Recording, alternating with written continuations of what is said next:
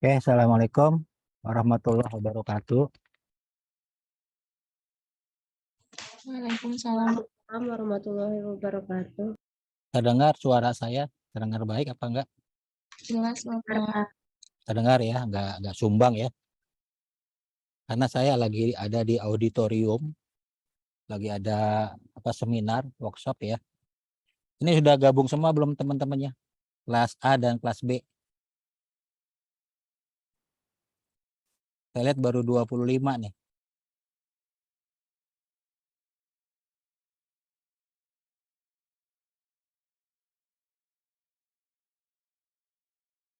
Sebenarnya kita jam berapa sih? Bukannya ada jadwal baru ya?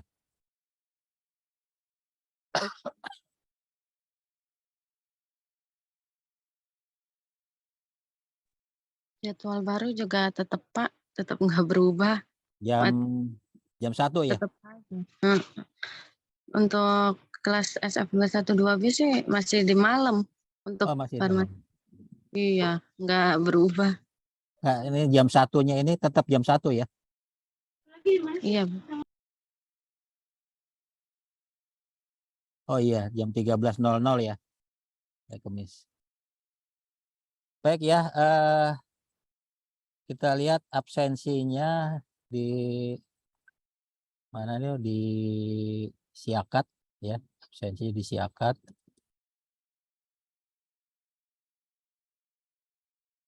Jumlah yang ikut sekarang itu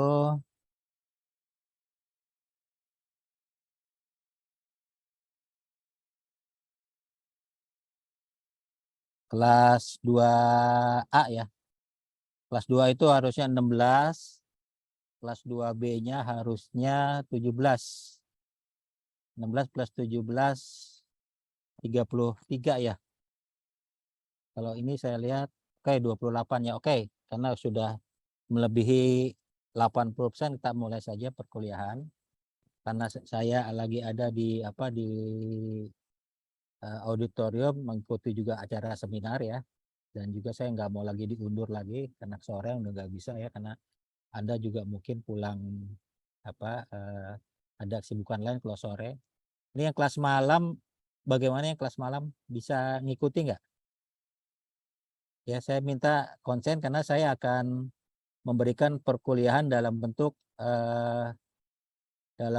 video ya. Anda bisa pasang headsetnya ya sambil mendengarkan atau sambil melihat presentasinya ya. Karena udah saya siapkan videonya. Nanti akan saya share dulu deh materinya.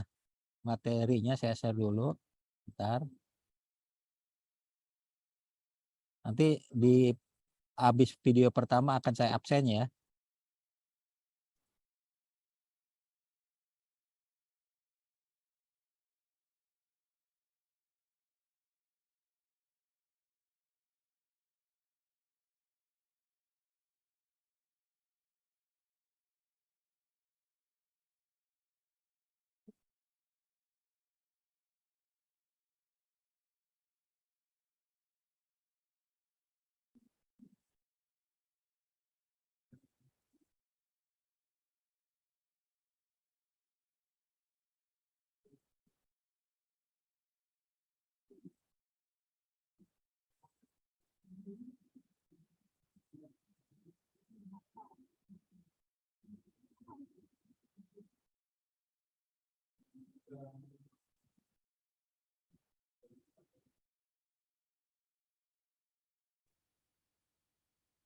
Bentar, saya buka dulu. Filenya agak susah dicari nih. Kalau dibutuhkan agak susah. Bentar, saya lihat dulu ya.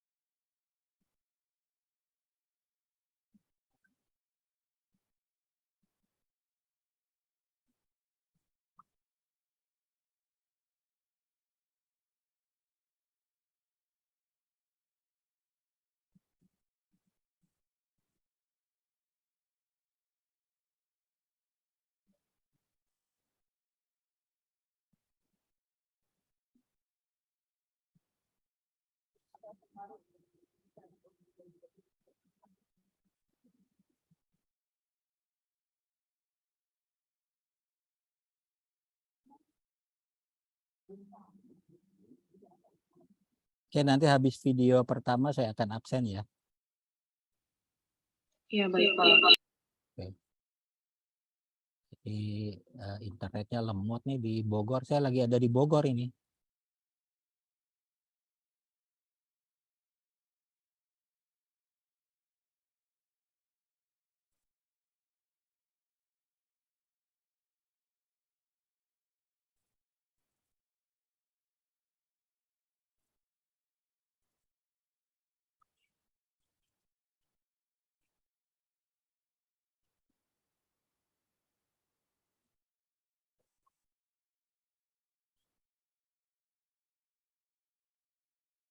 Sebentar ya, ini lagi di download di kolom chat.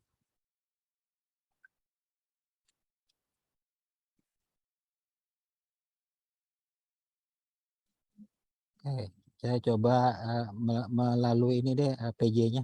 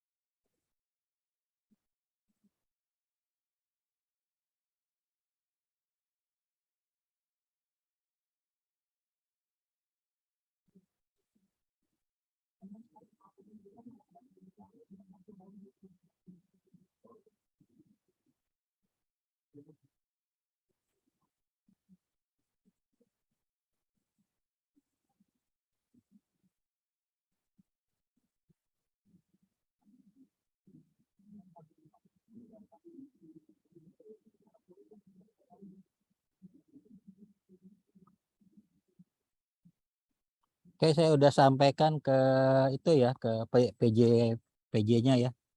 Nanti bisa di-share. Ini sementara di kolom chat masih download ya. Oke, saya coba memutar video yang pertama ya. Mohon disimak. PowerPoint dengan videonya itu sama ya. Walaupun yang bicara orang lain ya. Saya coba share videonya.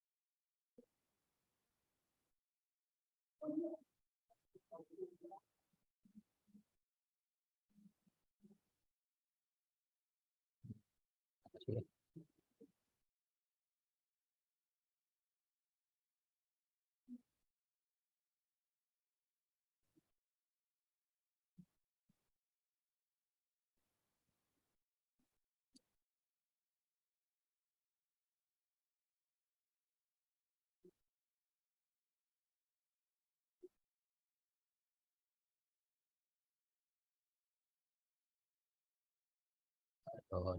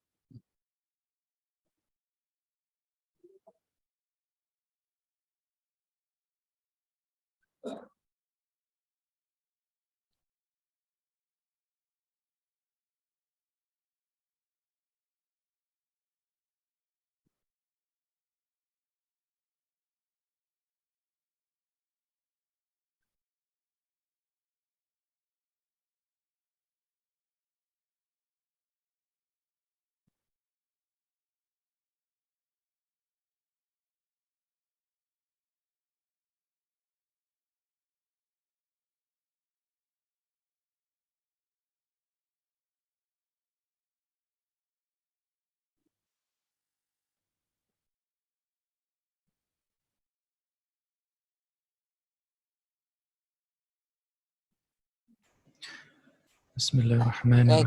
kita mulai ya. Assalamualaikum warahmatullahi wabarakatuh. Terdengar nggak? Baik, terima Halo? kasih untuk Mbak terdengar, sekalian. Pak.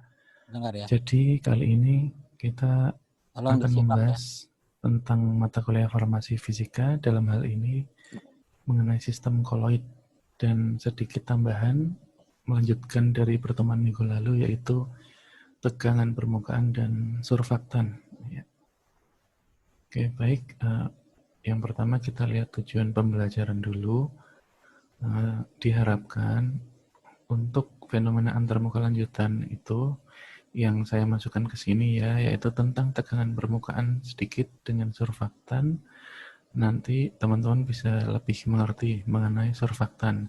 Kenapa saya gabung? Karena ada sedikit lumayan erat kaitannya dengan koloid.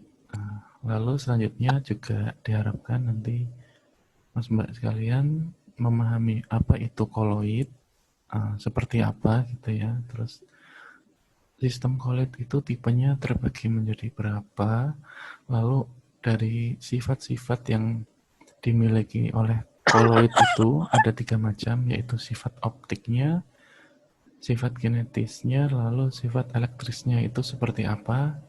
Dan nanti saya sampaikan juga beberapa contoh aplikasi farmasetis dari koloid. Ini harapannya nanti teman-teman sekalian minimal tahu tentang surfaktan itu apa dan hubungannya dengan tegangan permukaan, lalu koloid itu apa, tipe dan sifat koloid itu apa, dan mengetahui tentang beberapa contoh aplikasi farmasetis tentang koloid. Oke, baik, kita ke pendahuluan dulu ya. Oke,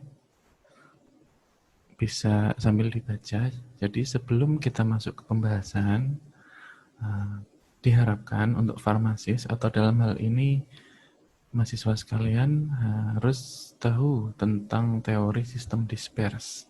Lalu yang kedua, fase pendispersi dan fase terdispersi itu apa. Lalu yang ketiga, pengetahuan tentang tegangan antarmuka yang kemarin, dan kita lanjutkan sedikit, dan memfamiliarkan dengan karakteristik koloid dan partikel kecil. Lalu untuk awalan, ada 3 tipe sistem dispersi dalam farmasi. Oke, yang pertama dispersi molekuler, yang kedua dispersi koloidal atau yang kita bahas saat ini, dan yang ketiga dispersi dispersi kasar gitu ya. Nah, hal yang penting untuk kita tahu bahwa satu-satunya yang membedakan dari 3 dispersi di atas itu adalah pada ukurannya. ukuran dari fase disperse atau fase terdispersinya ya, bukan pada komposisinya itu apa. Nah, baik, pertama kita lihat dulu sedikit ilustrasi. Jadi teman-teman lihat, ini ada gelas beaker berisi suatu cairan. Dalam hal ini larutan ya, tapi kita anggap saja itu entah larutan, entah apapun. Nah, baik, titik hitam yang atas itu adalah misalkan kita punya suatu sampel. Sampel itu kita dispersikan ke dalam cairan di dalam gelas beaker itu. Contohnya kita sudah masukkan air, lalu kita masukkan NaCl atau apapun itu, maka yang hitam itu namanya fase disperse atau bahasa lainnya solute atau bahasa lainnya lagi zat terlarut. Nah, medium atau pelarut yang melarutkan NaCl tadi itu dinamakan dengan medium disperse atau bahasa lainnya solvent atau bahasa lainnya pelarut. Nanti banyak ditemui di mana-mana, bisa beda-beda tapi intinya sama, yaitu sistem dispersi. Jadi ada fase disperse dan ada medium disperse. Oke. Baik, kita kembali lagi tadi ya, ada 3 tipe sistem dispersi dalam dunia farmasi. Yang paling kiri, yang pertama adalah dispersi molekuler, yang kedua adalah dispersi koloidal, dan yang ketiga adalah dispersi kasar. Nah, dari situ sudah terlihat sekali ukurannya ya. Dari ukurannya sudah beda. Kalau molekuler itu sangat kecil, yang koloidal tengah, dan coarse itu yang besar. Nah, untuk ukurannya itu kita baginya bagaimana? Nah, untuk dispersi molekuler itu adalah dispersi yang fase dispersinya itu ukurannya kurang dari 1 nanometer. Lalu koloidal itu 1 nanometer sampai 500 nanometer atau 0,5 mikrometer. Lalu dispersi kasar adalah di atas itu, di atas 0,5 mikrometer. Atau kalau dalam bentuk angstrom, teman-teman bisa lihat sendiri ya. Oke, nah ini klasifikasinya, pembagiannya tadi ya, berdasarkan particle size-nya. Nah, yang saya temukan itu ada beberapa macam pembagian. Ada yang dispersi koloid itu 1-500 nanometer, tapi ada juga pembagian, nanti teman-teman juga mungkin menjumpai, juga ada yang membagi dispersi koloid itu 1 nanometer sampai 100 nanometer. Dan di atas 100 nanometer itu adalah dispersi kasar. Baik, nah, sedikit contohnya ya. Yang paling kiri itu dispersi molekuler, contohnya solution of sucrose, jadi sukrosa, larutan sukrosa. Ya teman-teman kalau buat larutan gula, dilarutkan ya, gula pasir itu kita larutkan ke air panas itu, dan gula pasir itu akan larut sempurna menjadi bentuk molekuler yang sangat kecil sehingga cairannya menjadi bening gitu ya. Nah, untuk yang dispersi koloid itu terlihat contohnya itu yang tengah, yaitu susu. Nah, fenomena yang di dispersi koloid itu, si cairan atau medium dispersi ini tidak lagi bening, tetapi keruh.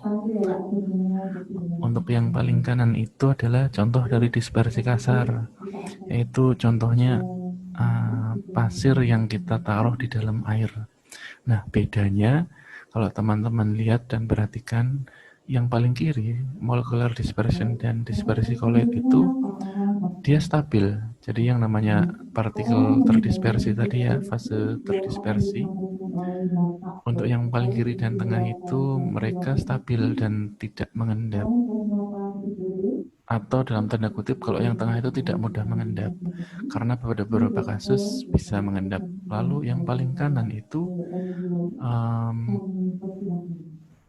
cepat sekali mengendap, karena di sini sudah terlihat ya dispersi kasar dengan ukuran yang jauh lebih besar.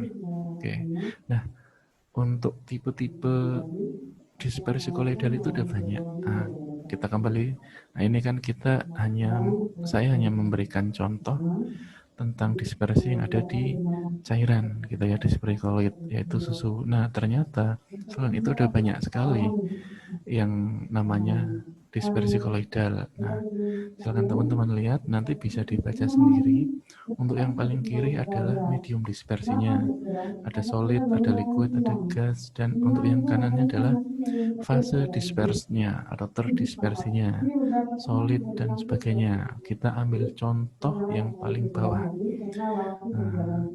Mediumnya adalah gas, fase dispersinya adalah liquid. Artinya suatu liquid atau cairan yang terdispersi di dalam suatu gas. Nah, contohnya adalah namanya adalah liquid aerosol, dan contohnya ada awan, kabut, dan sebagainya. Lalu yang atasnya lagi adalah zat solid yang terdispersi dalam gas, namanya solid aerosol. Itu ada contohnya adalah debu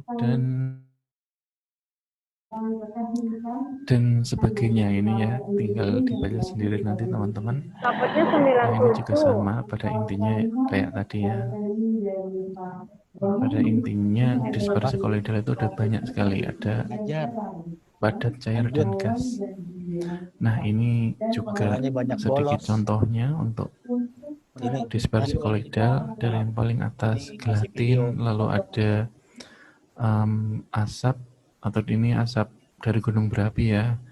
Nah, lalu ada butter, ada mayonnaise, lalu yang E itu adalah kabut, ada marshmallow, dan sebagainya.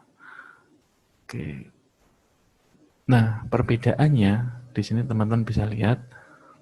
Oke, secara umum yang paling terlihat adalah yang pertama, homogenitas. Kalau larutan dispersi molekuler dan koloid itu homogen. Untuk yang suspensi itu terlihat sekali heterogennya itu memisah. Nah, tetapi khusus untuk koloid, jika diamati dengan mikroskop ultra kayak elektron mikroskop, itu akan terlihat bahwa campuran itu heterogen. Gitu. Tetapi secara kasat mata kita bisa lihat campuran itu homogen. Lalu stabilitas umumnya yang dispersi molekuler pasti stabil. Bukan umumnya ya, memang stabil. Lalu yang koloid itu pada umumnya stabil karena ada beberapa yang tidak stabil, dan yang dispersi kasar tidak stabil. Untuk penyaringan paling kiri dispersi molekuler tidak dapat disaring, lalu yang dispersi koloid bisa disaring tetapi khusus saringannya ya. Jadi mayoritas tidak dapat disaring kalau hanya dengan penyaring biasa. Lalu yang suspensi itu dapat disaring jelas ya karena partikelnya besar. Nah, contohnya untuk yang dispersi molekuler kita bisa lihat ada larutan gula, garam, dan sebagainya tadi ya. Untuk dispersi koloid ada sabun, susu, santan, jelly, dan sebagainya. Lalu dispersi kasar ada air sungai yang keruh, campuran air dengan pasir. Pokoknya itu campuran kopi dengan air ya. Yang suka ngopi pasti kopinya ngendap. Serbuk kopinya, maaf, bukan kopinya, dan sebagainya. Nah, oke. Jadi tadi ya sedikit pendahuluan tentang ini apa namanya, dispersi. Nah, kita harus tahu dulu dan bisa membedakan dalam dunia farmasi itu ada 3 macam dispersi. Yang pertama dispersi molekuler, yang kedua koloid, dan yang ketiga kasar. Nah, ada sifat-sifat yang bisa dibedakan antara ketiga macam ini, dan yang membedakan paling utamanya adalah terkait dengan ukuran. Jadi ukurannya itu yang dispersi molekuler dan koloid dan kasar itu sangat bisa dibedakan berdasarkan ukurannya ya. Utama pembagiannya adalah berdasarkan ukuran. Oke. Jadi kita lanjut di koloid ya. Untuk yang dispersi molekuler dan kasar kita skip dulu. Kita lanjut ke dispersi koloid. Nah, dispersi koloid tadi saya sudah sampaikan ya. Ada tipe sistem koloidnya, lalu yang kedua sifat-sifatnya, dan ketiga contohnya. Untuk yang pertama kita masuk ke tipe sistem koloid dulu. Oke. Sistem koloid ditinjau dari interaksi antara fase dispers dan medium dispers tadi, ya, antara solvent dan solut, antara pelarut dan yang terlarut, terbagi menjadi 3. Yang pertama, koloid itu bukan kolodif ya, koloid liofilik. Yang kedua, koloid liofobik atau liofob disingkat. Yang ketiga, koloid asosiasi. Nah, artinya apa? Koloid yang liofil itu suka pelarut, yang liofob itu tidak suka pelarut. Lalu yang asosiasi itu bisa keduanya. Nah, nanti kita akan membahas tentang misel dan konsentrasi kritis. Lalu amfifilik dalam hal ini katanya dengan surfaktan tadi. Oke, cepat saja. Untuk tipe sistem koloid yang pertama adalah liofil. Artinya sistem koloid ini fase dispersnya itu senang terhadap pelarutnya. Nah, arti lainnya apa? Kita bisa bilang bahwa afinitas si ini fase dispersnya itu ke medium dispersnya itu baik, menyebabkan partikel-partikel tersebut mudah membentuk dispersi koloid atau sol. Nah, si sol koloid yang sifatnya liofil ini biasanya dapat diperoleh dengan mudah hanya dengan melarutkan bahan tersebut ke dalam pelarut yang digunakan. Contoh yang pertama, kanji, agar-agar, akasia, dan gelatin dalam air. Itu yang liofil ya. Lalu yang kedua adalah liofob. Nah, ini salah, bentar. Koloid liofilik, harusnya koloid liofob. Ini saya sambil betulkan dulu ya. Koloid liofob.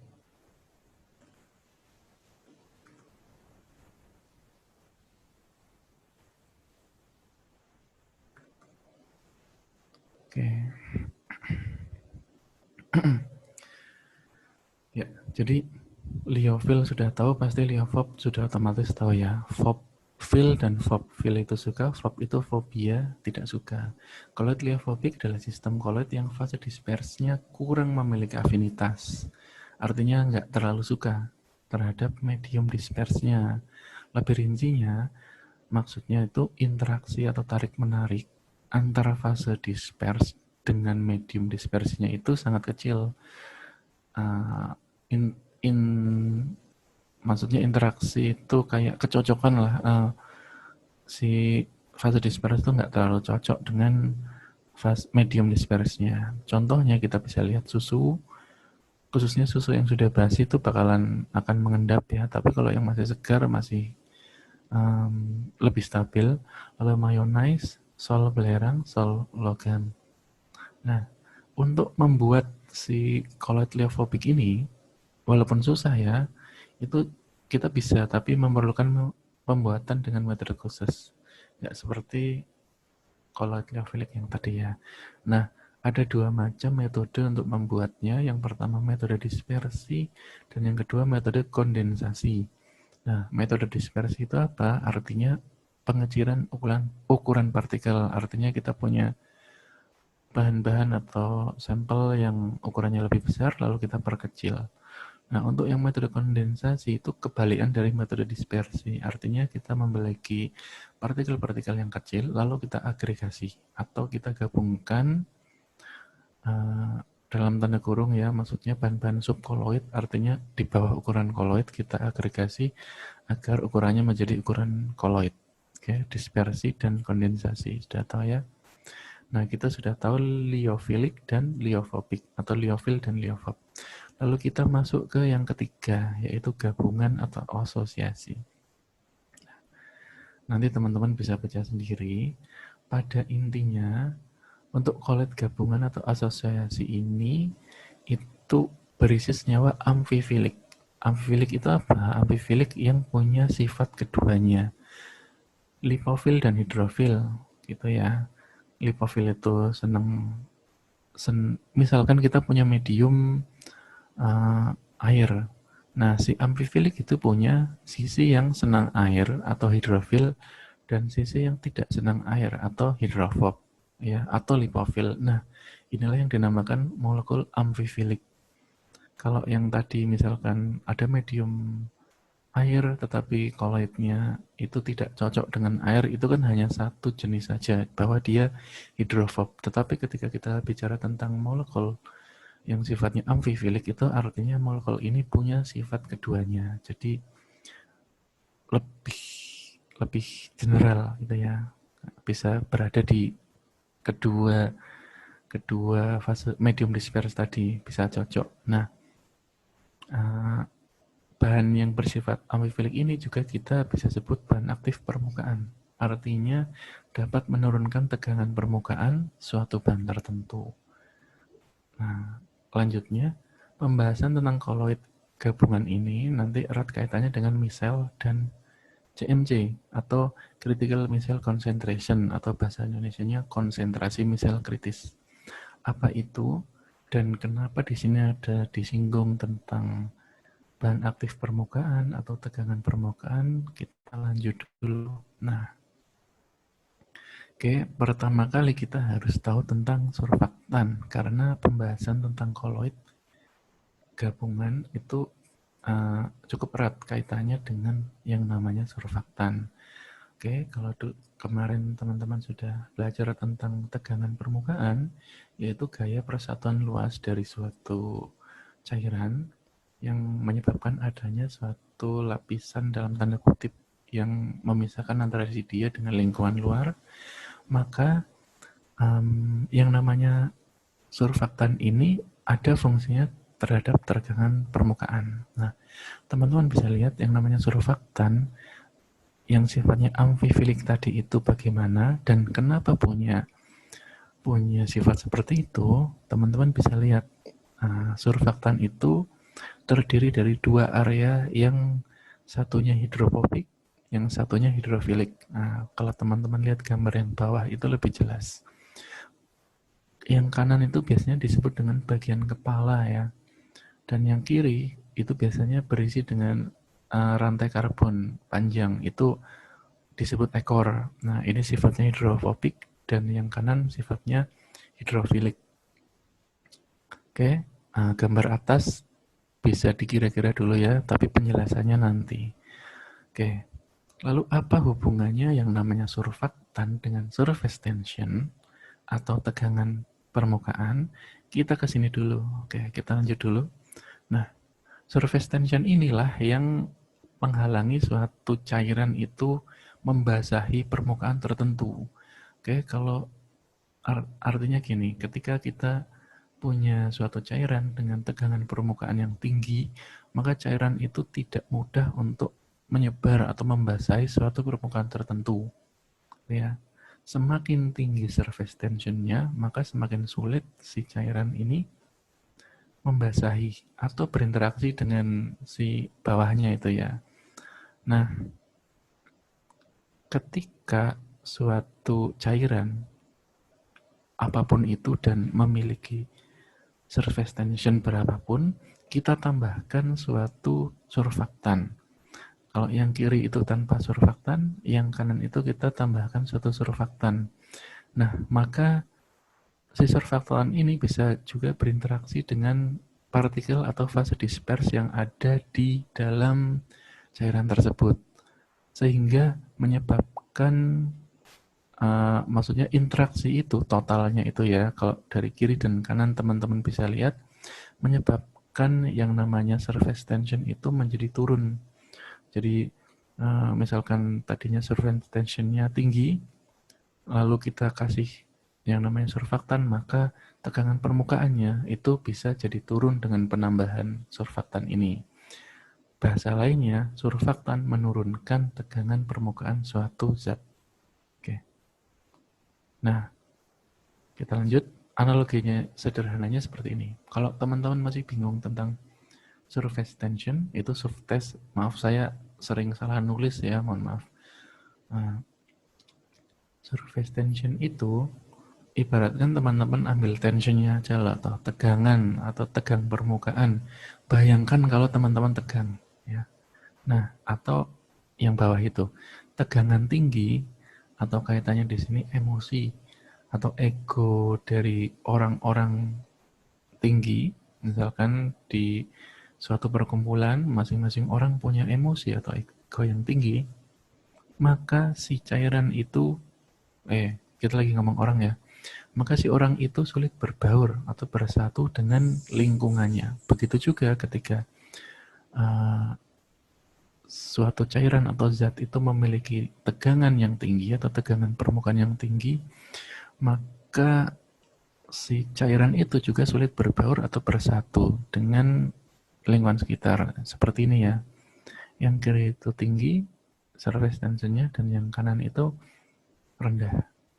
Maka dia bisa berbaur dan menyatu dengan lingkungannya. Nah, tegangan yang rendah atau emosi atau ego rendah itu mudah berbaur dan bersatu.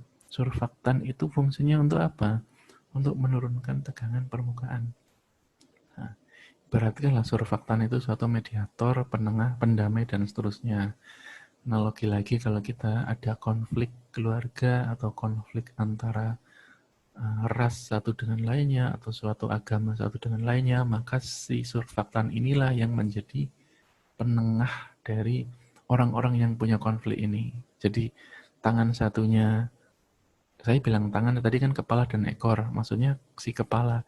Misalkan kepala dan ekor kita anggap tangan kanan dan tangan kiri, tangan kanan ngerangkul konflik A-nya, atau misalkan kalau ras ya Jawa dan Sunda, misal si tangan kanan dia ngerangkul Jawa, tangan kiri dia ngerangkul orang Sundanya, dan ayo kita rukun sama-sama dengan cara menurunkan tegangan permukaan atau emosi atau ego. Maka yang namanya surfaktan inilah yang fungsinya untuk menurunkan tegangan permukaan gitu. Nah, kalau tegangan permukaannya turun gimana? Tadi sudah tahu ya. Artinya si cairan ini bisa berbaur atau membasahi permukaan yang interaksi dengannya. Nah, contohnya itu ada kemarin ini sudah ada di slide kemarin ya, yang deterjen yang kiri itu ya.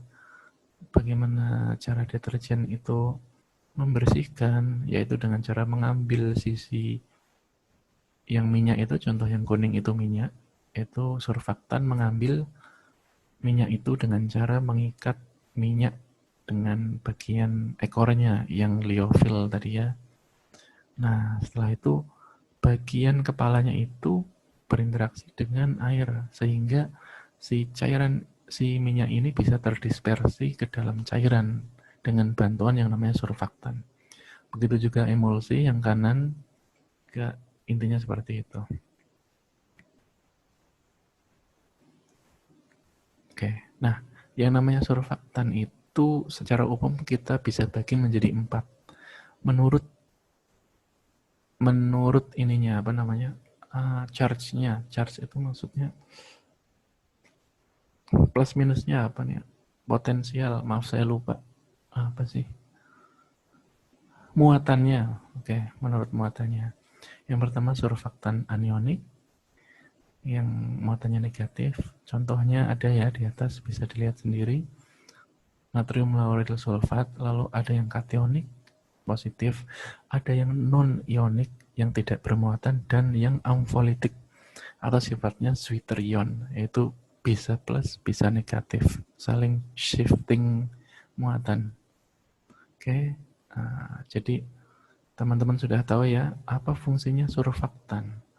Dan kita kembali lagi ke yang tadi, surfaktan itu terdapat hidrofobik tail atau yang suka terhadap lipid, dan yang kepalanya itu suka terhadap fase cair. Nah, karena itulah si surfaktan ini bisa terlarut ke dua fase tersebut. Nah, untuk surfaktan ini pada sediaan suspensi, kalau nanti teman-teman menemukan itu biasanya disebut dengan suspending agent. Lalu untuk pada sediaan emulsi biasanya disebut dengan emulsifying agent atau emulsifier. Nah, kita sudah membahas tentang tegangan permukaan tadi ya. Intinya tegangan permukaan dan surfaktan. Dan surfaktan ini nanti teman-teman bakalan banyak sekali menjumpai dimanapun. di produk-produk farmasi karena fungsinya sangat sentral, yaitu sebagai penengah atau mediator gitu ya. Nah, kali ini kita tidak berkaitan langsung dengan tegangan permukaan, tapi lebih langsung dengan surfaktannya, yaitu kita bicara tentang misel. Misel atau Michel dalam bahasa Inggris atau misela itu apa? Misel itu adalah suatu agregat dari molekul surfaktan yang terdispersi dalam suatu cairan dan membentuk suatu suspensi koloid. Nah, seperti ini. Oke, teman-teman lihat yang paling kiri dulu, itu ada ekor dan kepala. Nah, si ekor dan kepala ini ketika kita tambahkan ke suatu cairan, pada konsentrasi tertentu, dia bisa membentuk yang namanya misel, bentuk. Sederhananya bentuknya bulat gitu ya, yang A dan B itu. Nah, kalau mediumnya air, itu kepalanya itu ada di luar dan ekornya ada di dalam. Ya, logis ya, karena kepala itu yang hidrofil. Nah, kalau mediumnya nonpolar, itu kepalanya yang ada di bagian dalam dan ekornya yang ada berada di luar. Logis ya, karena yang ekor itu yang lebih senang pelarut nonpolar, sedangkan yang kepala lebih senang dengan pelarut air. Oke, kita lanjut. Nah, lalu apa hubungannya dengan misel tadi? Misel critical misel concentration gitu ya. Nah, teman-teman silakan lihat ada 4 kotak itu ya. Nah, ini ada grafik yang semakin ke kanan itu maksudnya konsentrasi semakin tinggi. Nah, kita lihat pada penambahan surfaktan 0, pertama 0 ya, itu tidak ada surfaktan di situ. Nah, suatu air di suhu 20 derajat Celcius itu ada udara, ada permukaan gitu ya. Itu 0 itu benar-benar tidak ada surfaktan. Lalu kita tambahkan pelan-pelan yang namanya surfaktan. Oke. Sama kayak fenomena yang kemarin ya. Jadi ketika kita tambahkan suatu zat, kalau dalam hal ini surfaktan, si surfaktan ini atau zat apapun itu punya kecenderungan untuk menuju ke permukaan, dalam hal ini surfaktan ya. Tapi kelihatan di bagian kepalanya itu dia lebih senang menuju ke fase air, lalu bagian ekornya lebih senang ke udara. Nah, lalu kita tambahkan terus yang namanya surfaktan, kita tambahkan terus konsentrasinya, maka tercapai suatu saturated atau jenuh, titik di mana si permukaan itu jenuh dengan yang namanya surfaktan, sudah nggak ada lagi tempat. Nah, disinilah adalah critical micelle concentration, artinya disinilah benar-benar jenuh kita tambahkan yang namanya surfaktan. Nah, apa yang terjadi ketika kita tambahkan lagi yang namanya surfaktan itu, maka terbentuklah satu misel gitu ya, dari yang tadinya surfaktan tunggal yang kepala dan ekor aja, lalu ketika kita lebihkan lagi konsentrasi surfaktan, maka terbentuklah misel-misel. Kita tambahkan terus, maka semakin banyak terbentuk misel-misel tersebut. Nah, seperti ini ya. Kita kembali ke awal tadi. Nah, seperti ini. Jadi surfaktan makin banyak, lalu terbentuklah suatu misel. Misel itu ada 2 macam, bisa kepala di luar dan ekor di dalam, jika itu pelarutnya air, atau kepala di dalam dan kakinya di luar ya, ekornya di luar jika pelarutnya non-polar. Ini yang atas. Oke. Nah, ketika terbentuk misel itu berarti penambahan surfaktan itu sudah lebih dari critical micelle concentration. Oleh karena itulah disinilah kita pentingnya mengetahui titik di mana critical micelle concentration ini, titik ini di mana minimal berapa sih kita harus tambahkan si surfaktan supaya terbentuk suatu misel di dalam larutan yang kita inginkan. Nah, kenapa sih kita harus buat misel seperti ini? Jadi kita di sini kenalan dulu dengan misel ya. Misel itu seperti apa, tapi fungsinya itu nanti banyak, nanti teman-teman bakal jumpai di yang namanya sistem penghantaran obat. Nah, pendahuluannya seperti ini. Sama ya yang kayak tadi, kiri itu monomer dari misel tadi atau namanya surfaktan, lalu kita bisa buat satu misel yang tengah itu ya. Nah, oke. Nah, untuk sistem penghantaran obat, kita bisa masukkan suatu obat itu di dalam misel tersebut gitu. Yang merah-merah itu obat ya. Nah, misel ini bisa benar membantu menghantarkan si obat ini menuju yang namanya sel target gitu. Jadi yang tadinya misalkan si obat drug ini, yang titik merah ini, itu tadinya absorpsinya kurang atau penghantarannya kurang, nggak sampai sel target, atau misalkan kayak orang perang berangkat 1000 nyampe cuma 50 gitu, yang lain gugur semua itu. Nah, dengan adanya misal ini kita bisa membantu yang namanya penghantaran penghantaran obat menjadi lebih efisien menuju organ target atau sel target. Oke. Nah, tadi kita sudah belajar tentang pendahuluan koloid, lalu surfaktan, hubungannya dengan tekanan permukaan, dan apa itu misel, dan kenapa kita harus tahu tentang critical misel concentration, yaitu titik minimal di mana konsentrasi surfaktan yang kita tambahkan itu titik batas antara surfaktan itu akan membentuk misel atau tidak. Nah, jika penjelasan saya kecepatan, nanti teman-teman bisa ulangi lagi ya, silakan diulang. Lalu untuk yang kedua kita masuk ke sifat optis koloid. Ya, kita masuk ke bagian sifat-sifat koloid itu ada di video selanjutnya, yaitu video yang kedua. Ini akan saya end dulu, saya selesai dulu, lalu kita lanjut di part keduanya ya. Ya, terima kasih.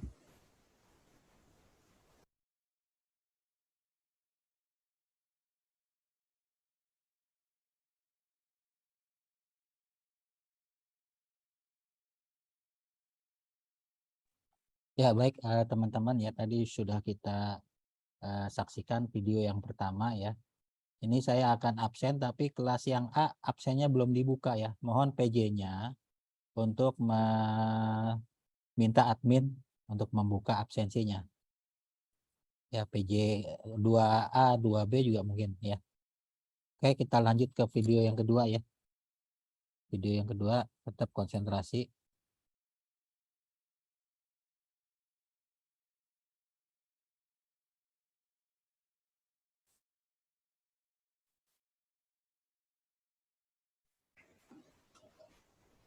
Bismillahirrahmanirrahim. Baik, kita masuk ke pembahasan kedua.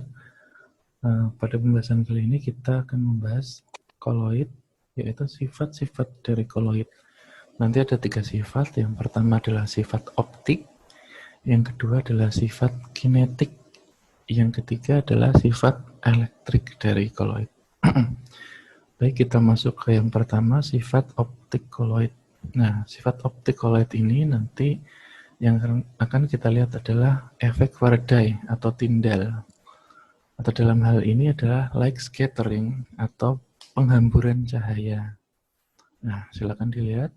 Tyndall effect itu maksudnya adalah ketika kita memberikan suatu cahaya atau mentransmisikan suatu cahaya Ya, ke ayo prima yang namanya koloid atau apapun itu ya, maka si F terjadi suatu penghamburan dari cahaya tersebut. Nah, dalam hal ini namanya adalah efek Tyndall. Nah, teman-teman bisa lihat itu ada 3 macam cairan. Yang paling kiri adalah dispersi molekuler, yang tengah adalah koloid, dan yang paling kanan adalah dispersi kasar. Nah, kelihatannya karena besar-besar. Nah, untuk yang dispersi molekuler, ketika kita lewatkan cahaya ke dispersi molekuler, maka tidak ada cahaya yang dihamburkan. Jadi yang namanya cahaya itu langsung lolos. Tetapi ketika kita lewatkan ke dispersi koloid, atau dan ini juga dispersi kasar, maka akan terjadi suatu penghamburan, dan itu terlihat di dalam yang namanya dispersi koloidal itu sendiri ya. Nah, nyatanya seperti apa? Seperti ini. Nah, teman-teman bisa lihat Untuk yang A, yang paling kiri atas itu adalah suatu mikroemulsi. Jadi suatu koloid ya. Lalu yang B itu adalah suatu dispersi, mikroemulsi juga. Lalu yang ketiga adalah air yang tidak memiliki ini apa namanya deionized water. Nah, kalau teman-teman lihat ketika suatu laser dalam hal ini cahaya dilewatkan ke A dan B itu terlihat ada penghamburan cahaya. Nah, di situ ada kayak semacam garis ya. Nah, cahaya itu menghambur, menyebar, terlihat di situ, terbentuk ada garis, suatu garis tersebut itu dan cahaya itu makin lebar ketika sampai di tujuannya. Sama kayak yang B, tapi yang B lebih ini, lebih apa namanya, lebih encer dan lebih sedikit ininya apa namanya, hamburannya. Karena kelihatannya IPL itu di keterangan itu yang A 1:2 dan yang B 1:20. Lalu yang paling kanan adalah air biasa, jadi kelihatan sekali perbedaannya ya, bahwa yang paling kanan itu tidak ada hamburan sama sekali. Sama seperti ini tadi ya. Nah, oke. Nah, ketika kita lihat lebih dekat, nah ini saya ambil dari Khan Academy, mungkin teman-teman sudah familiar ya, karena di online sekarang banyak media belajar, jadi tanpa saya menjelaskan pun teman-teman bisa cari sendiri dimanapun, itu banyak sekali tersedia media belajar. Nah, yang namanya koloid itu titik-titik itu kita asumsikan itu sebagai koloid itu ya, partikel koloid. Nah, ketika kita lewatkan suatu cahaya, teman-teman bisa lihat di atas itu, atas yang warna merah, ketika kita lewatkan suatu cahaya ke partikel koloid, maka si cahaya ini akan menabrak partikel koloid itu dan menghamburkan yang cahaya itu ke segala arah. Nah, terus hingga pada akhirnya sampai ke tujuan tetapi itu sudah terhambur.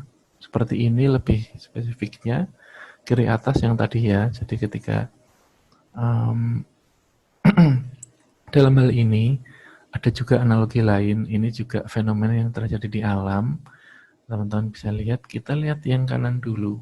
Gambar yang kanan atas itu adalah merupakan bumi kita, dan yang lapisan ungu lebih muda itu adalah merupakan lapisan atmosfer yang di situ terlihat tidak homogen ya, karena di sini kita bisa lihat itu considered as colloidal particle atau termasuk dalam partikel koloid kayak tadi ya yang contoh-contoh di awal sudah kita tahu.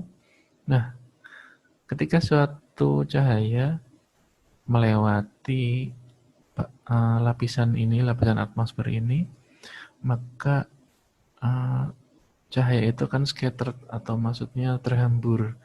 Nah, yang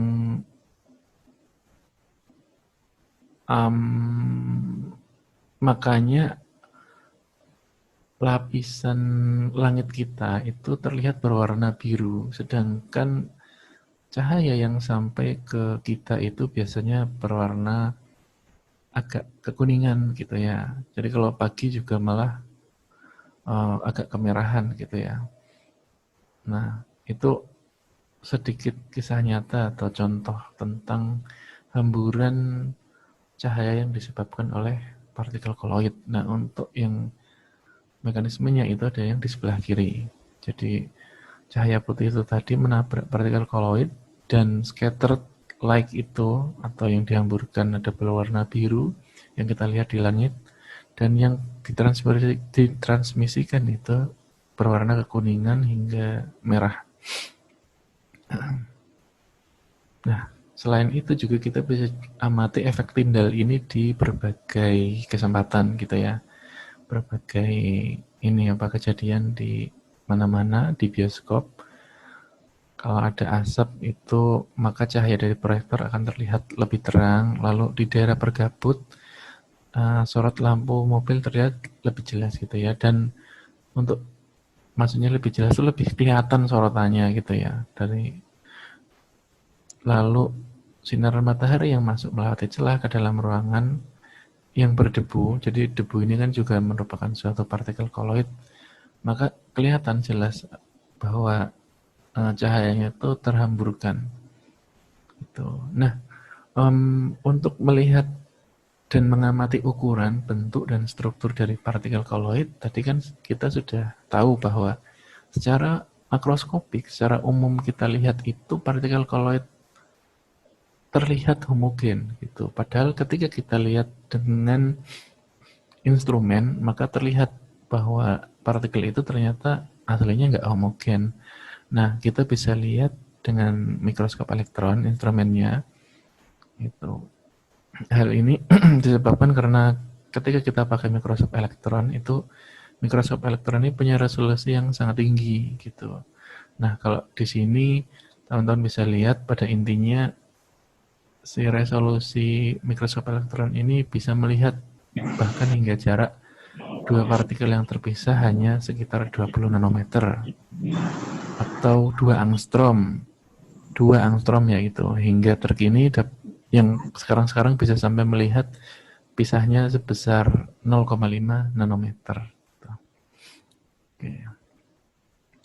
Nah, ini contoh partikel koloid yang kita amati di bawah mikroskop elektron ya gitu. Untuk yang atas itu suatu partikel koloid dari agregasi silika gitu ya. Dan yang bawah itu ada beberapa logam yang dibuat menjadi nanopartikel. Itu bentuknya seperti itu. Nah, sifat optik tadi udah ya, yaitu hamburan. Ciri koloid itu ketika kita lewatkan suatu cahaya, maka dia bisa menghamburkan cahaya tersebut. Yang kedua, sifat kinetik, yaitu pergerakan ya.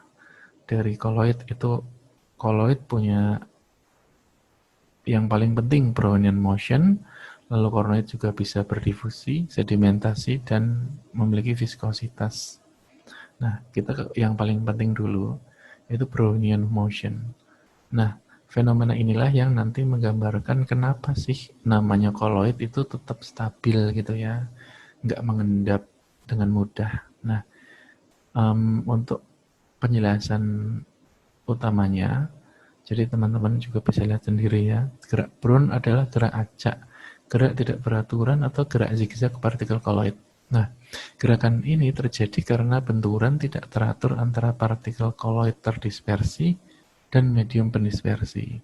Benturan ini mengakibatkan partikel koloid bergetar dengan arah yang tidak beraturan, jadi gerak kemana-mana gitu ya. Nah, menghasilkan gaya yang bisa mengimbangi gaya gravitasi sehingga di sistem koloid ini tetap stabil, tetap homogen, dan tidak mengendap. Nah, untuk lebih jelasnya ada video, ini saya sertakan linknya, nanti teman-teman silakan kunjungi aja video tersebut di 2 link ini. Intinya Brownian motion itu lebih enak dilihat di video, nanti bisa lebih paham. Nah, selain itu, selain Brownian motion, juga koloid itu punya sifat difusi. Seperti partikel pada umumnya ya, punya sifat difusi, lalu tekanan osmosis dan viskositas gitu ya. Nah, difusi ini, sifat-sifat ini juga bisa digunakan untuk mengukur partikel koloid yang ada dalam dispersi koloid tersebut gitu ya. Nah, pada intinya saya nggak perlu menjelaskan ya divisi itu apa. Difusi itu perpindahan antara fase disperse atau fase disperse dari konsentrasi tinggi ke konsentrasi rendah, intinya seperti itu. Ketika kita kayak nuangkan suatu sirup ke dalam air yang ada di gelas, maka awalnya kita tuangkan di daerah tertentu, lama-lama dia akan menyebar gitu ya. Nah, sama dengan yang namanya difusi koloid. Nah, untuk partikel koloid memiliki sifat dapat berdifusi, dan sifat ini juga dapat digunakan untuk mengukur radius suatu partikel dalam sistem koloid dan juga berat molekulnya. Nah, ini rumusnya, tapi untuk pembahasan lebih rincinya tidak saya jelaskan. Nanti teman-teman bisa lihat sendiri perhitungannya dan sebagainya di buku Martin gitu ya. Martin Farmasi Fisika Martin. Karena kita di sini lebih ke konsepnya saja. Selain itu juga ada tekanan osmosis dan viskositas. Tekanan osmosis sudah pada paham semua pasti ya, dan viskositas apalagi. Jadi osmosis adalah pergerakan dari solvent atau medium disperse melalui membran semi-permeable dari solvent dengan konsentrasi tinggi ke konsentrasi rendah gitu ya. Jadi yang gerak itu hanya solventnya. Beda sama difusi itu yang gerak adalah partikel terdispersinya. Jika osmosis yang gerak itu adalah solventnya, karena dipisahkan dengan membran semi permeable. Nah, untuk sifat osmosis ini juga bisa digunakan untuk menentukan atau mengkalkulasi berat molekul koloid, tapi syaratnya hanya jika konsentrasi koloidnya encer. Lalu untuk sifat viskositas juga sama. Viskositas ini juga bisa digunakan untuk menghitung berat molekul partikel koloid gitu ya. Untuk rincinya, rumus dan sebagainya itu nanti teman-teman bisa lihat di buku Fisika Martin, atau jika enggak nanti saya screenshotkan, saya berikan ke teman-teman. Nah, viskositas udah tahu ya, intinya viskositas adalah resistensi atau tahanan yang timbul jika suatu zat diberikan suatu tekanan dari luar. Ya, kekentalan gitulah ya viskositas. Makin kental suatu zat, makin besar tahanan yang terjadi. Sama kayak kita menuang air putih biasa sama madu, itu kan kentalnya beda, viskositasnya beda. Nah, perbedaan difusi dan osmosis, jika ada yang belum tahu tadi, lebih jelasnya seperti ini. Yang atas itu difusi, yang bawah itu osmosis. Untuk yang difusi, yang berpindah adalah fase terdispersinya. Lalu untuk yang osmosis, untuk mencapai kesetimbangan, itu ya kan memang ini bergerak dari konsentrasi yang berbeda untuk mencapai kesetimbangan. Jika difusi yang bergerak adalah partikel terdispersinya, jika osmosis yang bergerak adalah solventnya ke arah kesetimbangan gitu ya. Jadi yang kiri encer, yang kanan itu lebih pekat, maka si air itu akan bergerak ke arah konsentrasi yang tinggi, sehingga konsentrasi sisi kanan dan kiri menjadi sama, walaupun tingginya beda dan jumlahnya beda, tetapi intinya konsentrasinya menjadi equilibrium atau kesetimbangan. Nah, sifat kinetis koloid yang lainnya, selain viskositas, selain osmosis, difusi tadi ya, ada satu lagi, sedimentasi. Nah, sedimentasi ini bisa dijelaskan dengan hukum Stokes gitu ya. Jadi intinya sedimentasi, si partikel ini akan mengendap. Tetapi hukum Stokes ini menjelaskan partikel yang mengikuti hukum tersebut adalah hanya sekitar limitnya itu 0,5 mikrometer. Artinya ukuran partikel di bawah itu pengendapan tidak mau mengikuti hukum Stokes gitu. Nah, selain itu karena ada faktor tadi Brownian motion gitu ya, menyebabkan si fase disperse di koloid ini tidak mudah mengendap karena sedimentasi yang terjadi diimbangi dengan gaya dari Brownian motion tadi. Ya, kelihatan ya karena si koloid ini juga ukuran partikelnya memang sudah di bawah 0,5 mikrometer ya.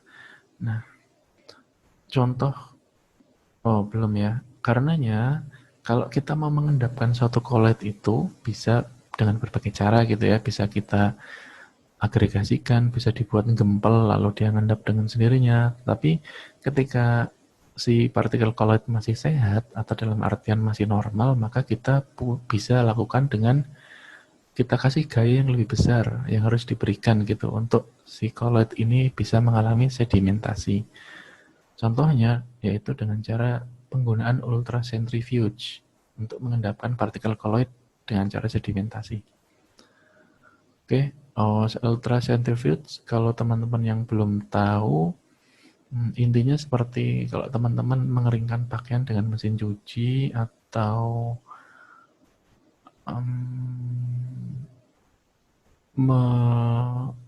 mengeluarkan cairan dari sarang madu gitu ya. Kalau masih bingung nanti silakan bisa cari sendiri, tapi intinya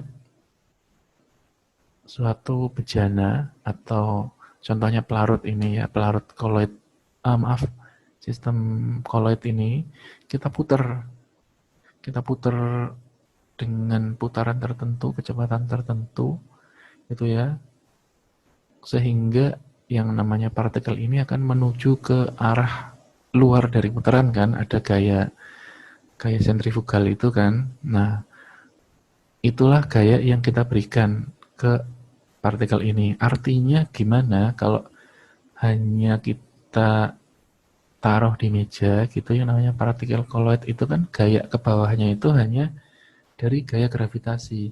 Makanya kita tambahkan, kita puter-puter-puter supaya ada gaya tambahan yang bisa kita atur, bisa lebih besar dari gaya gravitasi, sehingga partikel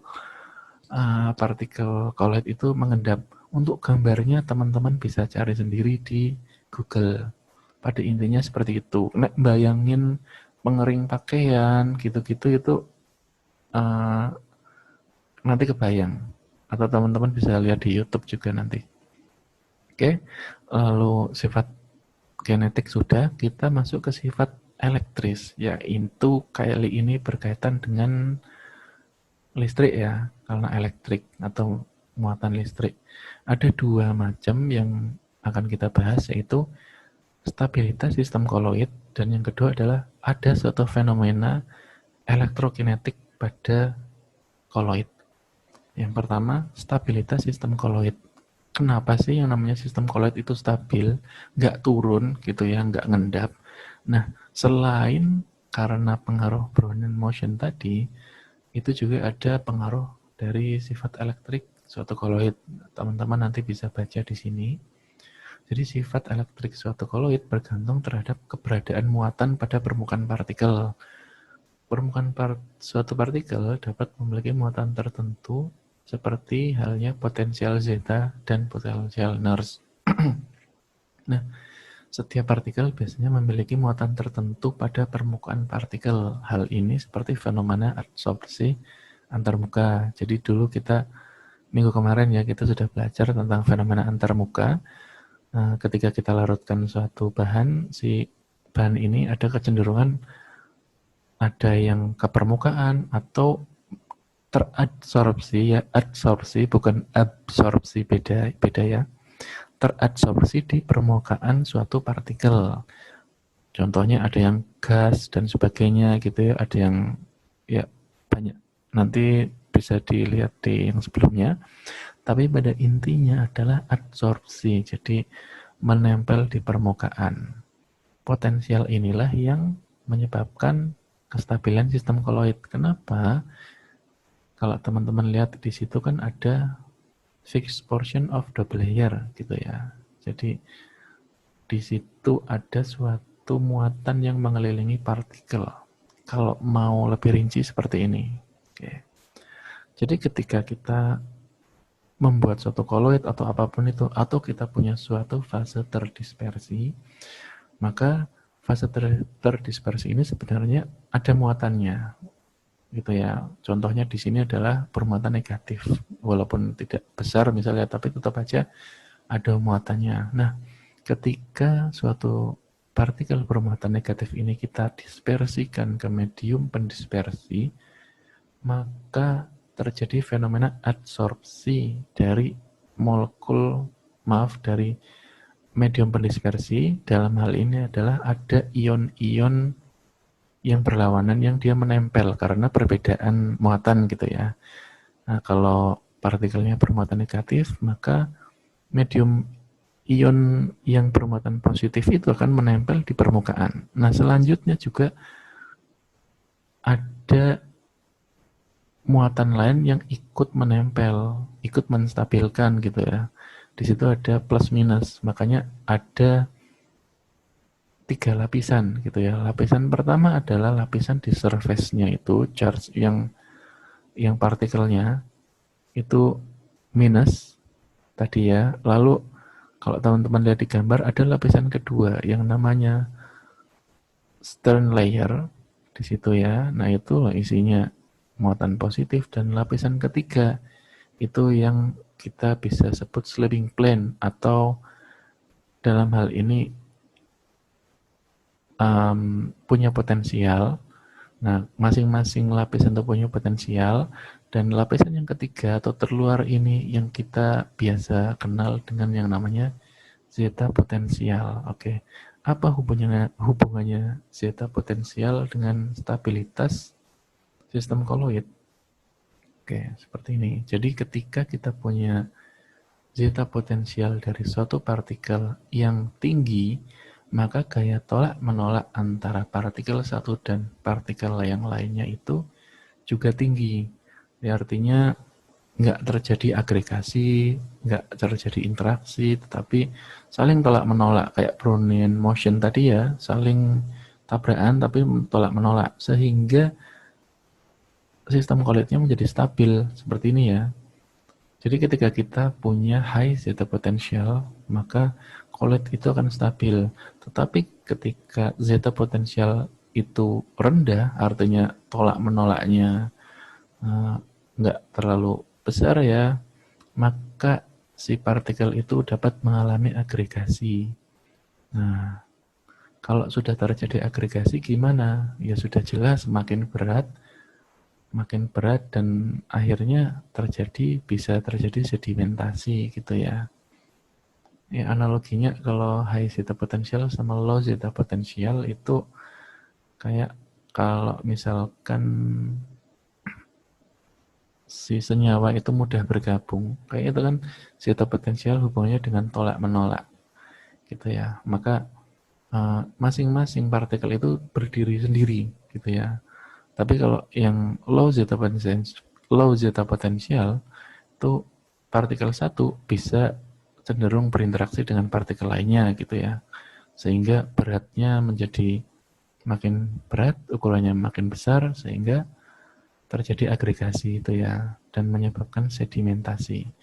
Oleh karena itu, zeta potensial yang semakin besar, maka stabilitasnya otomatis semakin baik. Oke, tadi stabilitas. Lalu yang kedua kita bahas tentang fenomena elektronik yang ada di partikel koloid. Jadi partikel dalam koloid itu dapat bergerak gitu ya. Tadi yang secara elektris suatu partikel dalam koloid itu bisa ada muatan gitu ya.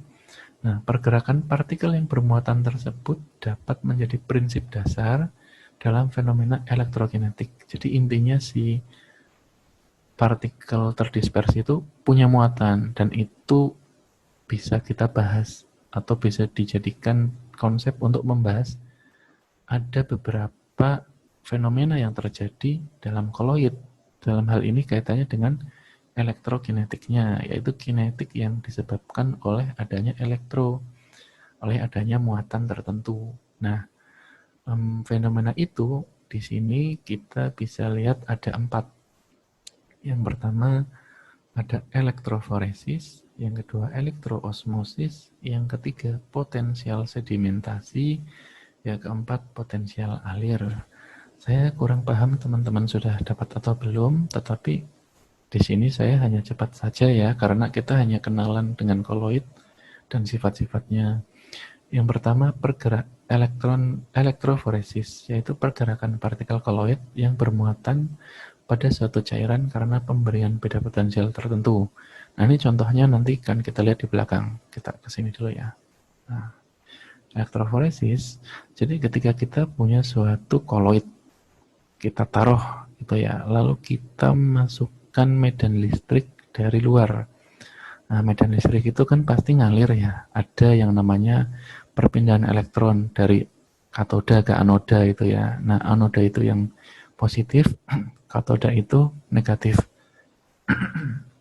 Kutub negatif. Nah, kalau teman-teman belajar itu yang namanya beda potensial itu kan artinya ada elektron yang bergerak dari katoda ke anoda itu ya. Nah, pergerakan elektron ini itu juga mempengaruhi partikel-partikel yang ada di dalam koloid.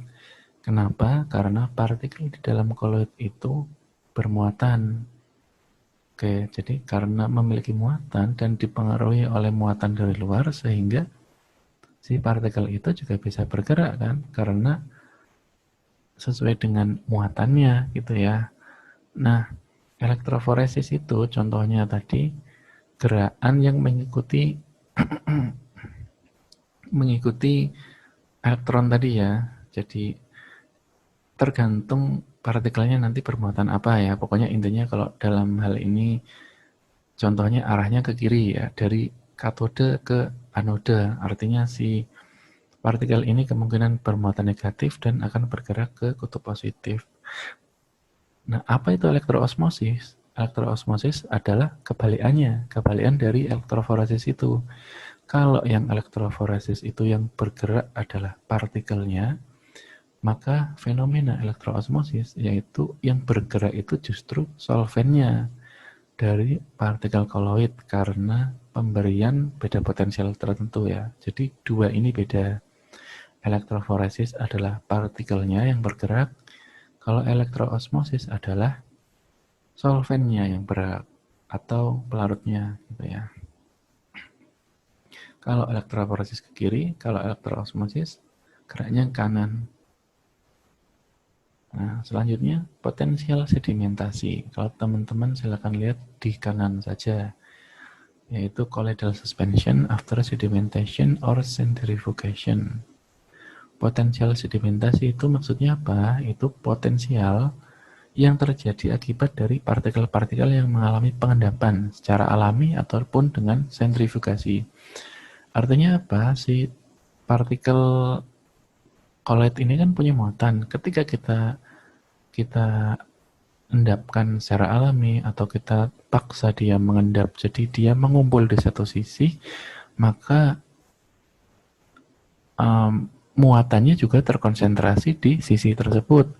Contohnya, jika partikel itu bermuatan negatif, maka ketika kita endapkan atau kita mampatkan ke bawah, maka di bagian bawah itu akan ada muatan negatif yang berlebihan, sedangkan di bagian atas yang ditinggalkan oleh partikel itu justru akan terjadi muatan positif yang juga kelebihan gitu ya, kelebihan muatan positif. Oleh karena itu terjadilah potensial gitu ya, perbedaan potensial yang atas dan yang bawah, dan ini disebut dengan potensial sedimentasi.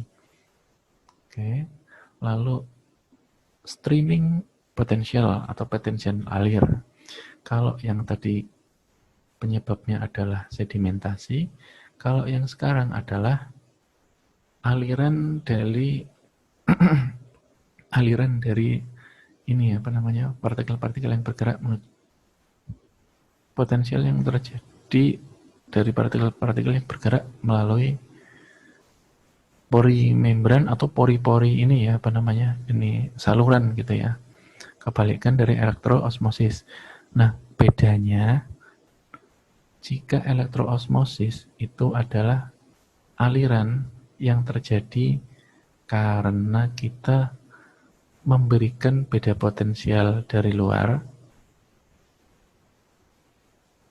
lalu potensial alir itu kebalikannya, yaitu potensial yang terjadi ketika kita menggerakkan suatu koloid ini dari sisi satu ke sisi lainnya.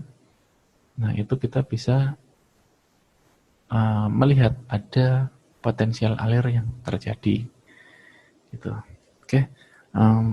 Secara umum aja ya, tadi kan sudah sifat dari koloid, yaitu sifat optik yang menghamburkan cahaya, sifat kinetik yang banyak, ada sedimentasi, ada difusi dan sebagainya.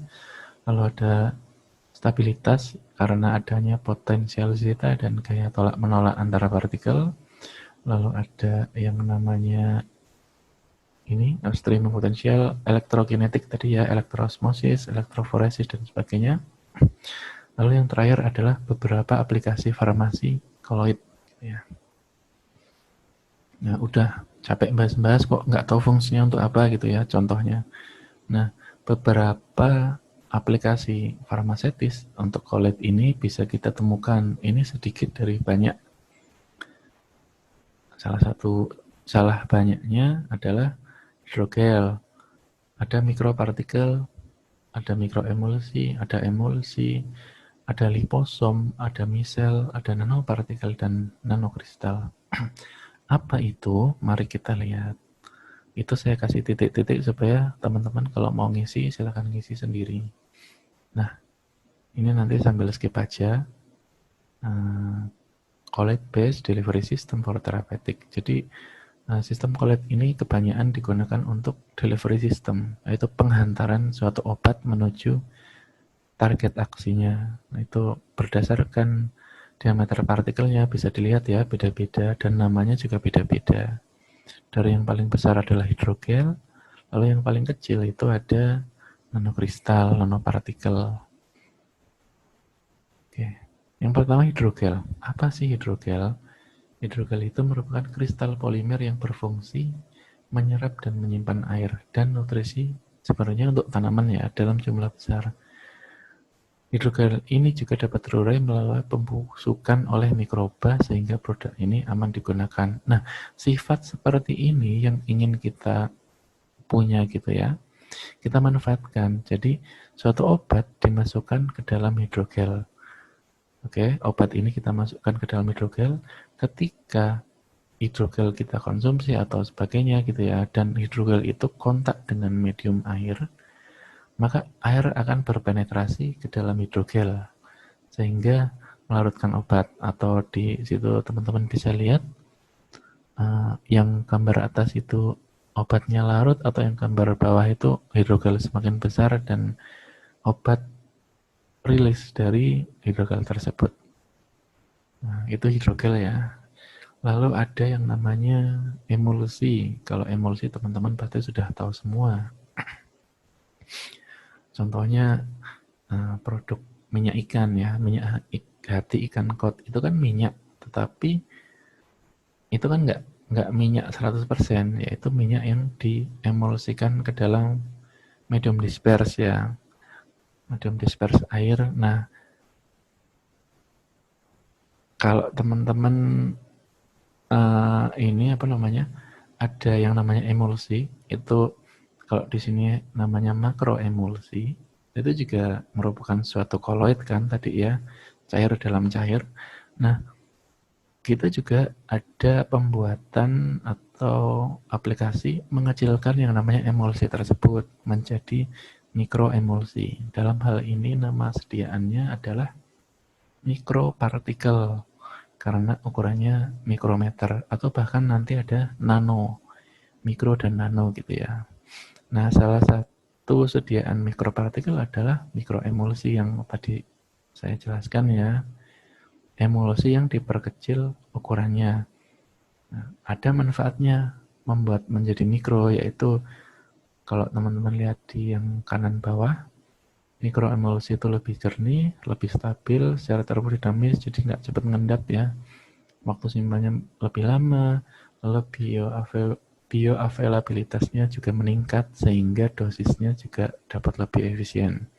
Contohnya minyak ikan yang kita harus konsumsi misalkan 5 ml per hari, mungkin kalau dibuat menjadi mikroemulsi tidak sampai 5 ml, kita bisa dapatkan, contohnya setengahnya ya, 2,5 ml, kita bisa dapatkan efek yang hampir mirip dengan 5 ml, jadi lebih efisien.